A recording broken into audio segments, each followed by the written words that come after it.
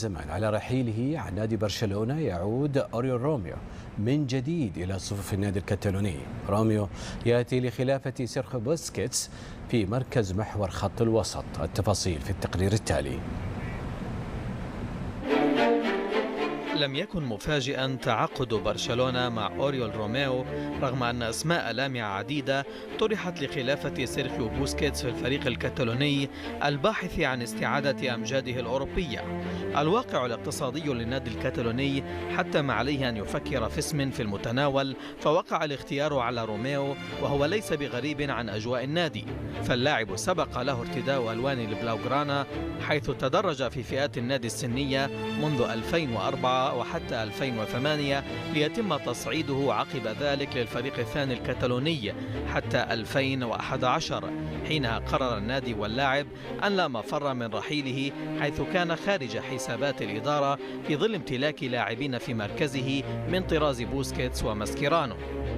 الدوري الإنجليزي الممتاز كان وجهة اللاعب، لكن محطته الأولى في تشيلسي لم تكن موفقة، حيث تمت إعارته مرتين لفالنسيا الإسباني وشتوتغارت الألماني تواليا قبل أن يحط الرحال في ساوثهامبتون عام 2015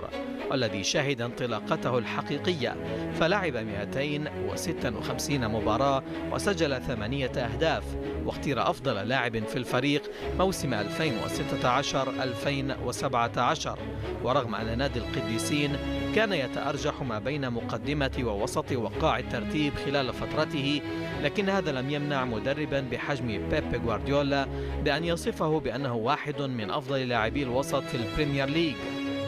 ما لفت أنظار شقيقه بيير غوارديولا رئيس مجلس إدارة نادي جيرونا ليستقطبه إلى صفوفه، حيث لعب موسما مميزا في الفريق الذي يعد أحد فرق مقاطعة كاتالونيا.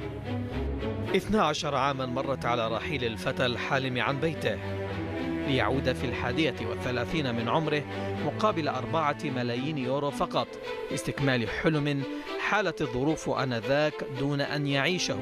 لتأتي ظروف أخرى مختلفة الآن لتمنحه فرصة جديدة ليكون جزءا من مشروع حالم لزميله السابق ومدربه الحالي تشافي إرنانديز.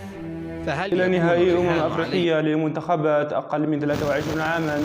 على مالي بفارق ركلات الجزاء الترجيحية بنتيجة 3-4 في يوم الأربعاء 5 يوليو، علما بأن الوقت الأصلي والإضافي انتهى ب2-2. أما منتخب مصر فقد تأهل بفضل فوز جديد